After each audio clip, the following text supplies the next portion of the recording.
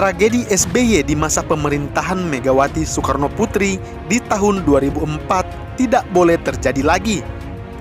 Bagaimana seseorang yang dipercaya untuk menjadi Menteri Koordinator Politik Hukum dan Keamanan mengundurkan diri memilih menjadi kader partai baru, lalu dengan dramatis menelikung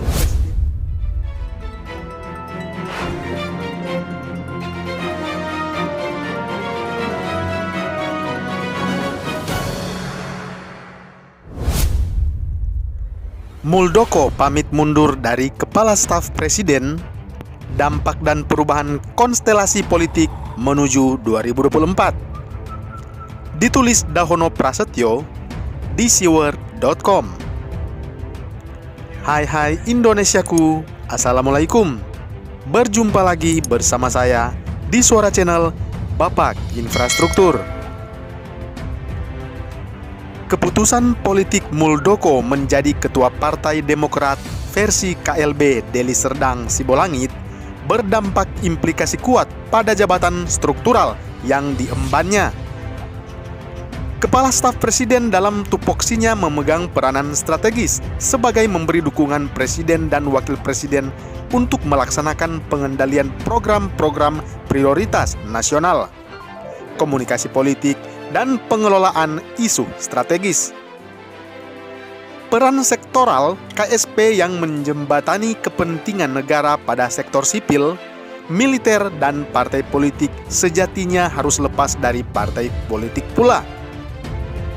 Konstelasi yang berkembang terkait Partai Demokrat yang kini sedang diambil alih menyiratkan agenda Muldoko sendiri untuk undur diri dari jabatan yang membutuhkan netralitas itu. Kita lupakan sejenak buntut pengalihan Partai Demokrat beraroma kudeta yang sesungguhnya dilakukan oleh para elitnya sendiri. Muldoko sekedar dijadikan sosok yang berani pasang badan melawan hegemoni keluarga Cikeas.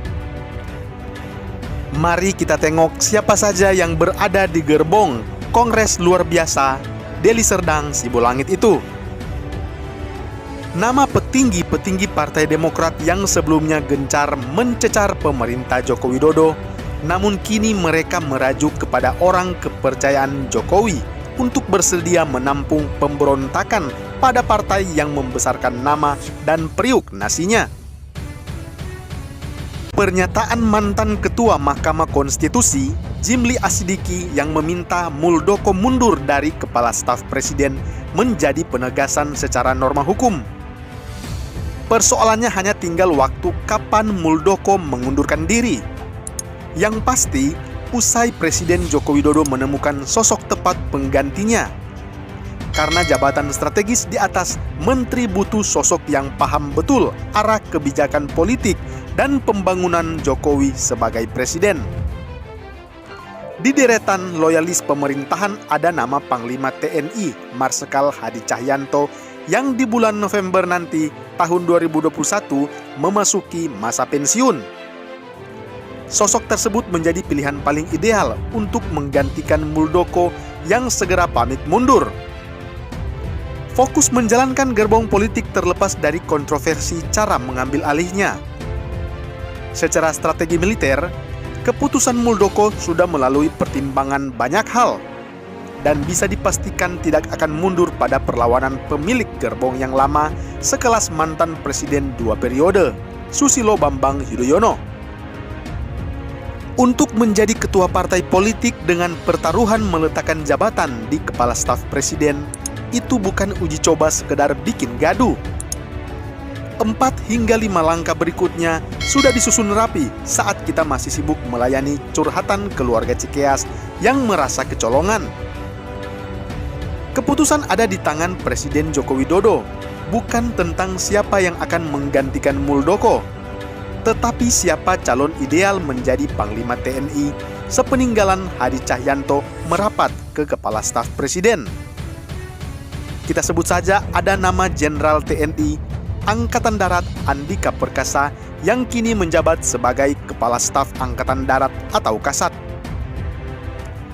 Untuk mempertimbangkan lagi menyerahkan jabatan Panglima TNI kepada Angkatan Darat lebih bisa diterima banyak pihak.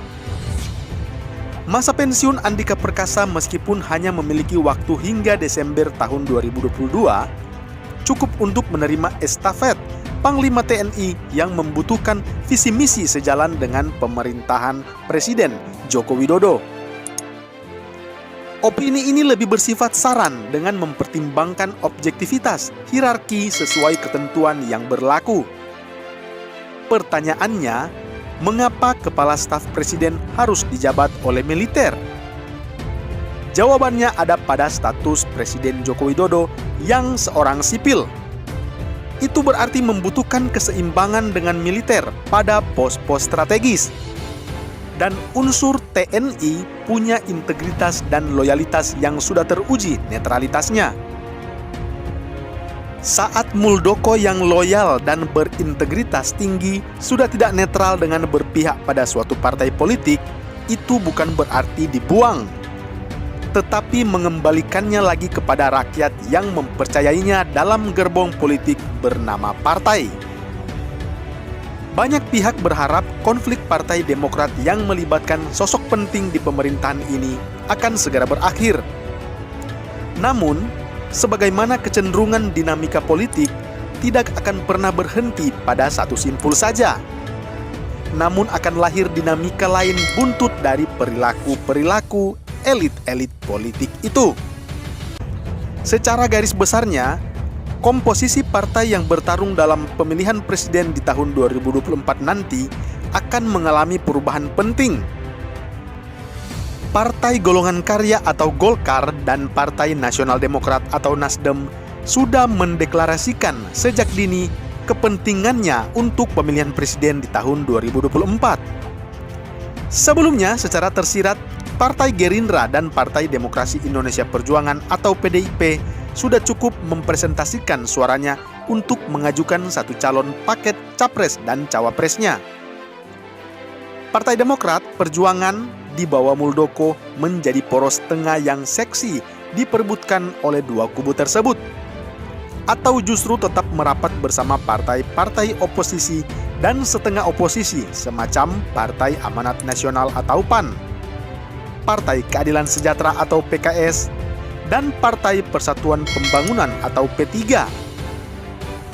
Jika itu terjadi, pemilihan presiden 2024 akan melahirkan 3 pasangan calon. Nah, siapa yang akan diuntungkan? Kubu Partai Demokrasi Indonesia Perjuangan atau PDIP dan Partai Gerindra yang lebih paham persoalan itu. Nah, satu lagi yang terpenting. Tragedi SBY di masa pemerintahan Megawati Soekarno Putri di tahun 2004 tidak boleh terjadi lagi.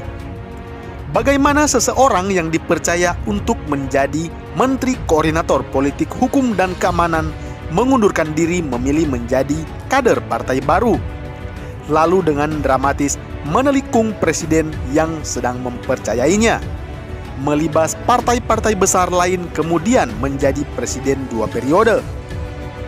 Semoga Pak Muldoko bukan SBY meskipun kini sedang saling beradu siasat di depan Presiden Joko Widodo. Bagaimana menurut Anda? Salam hangat Bapak Infrastruktur menuju Indonesia Maju.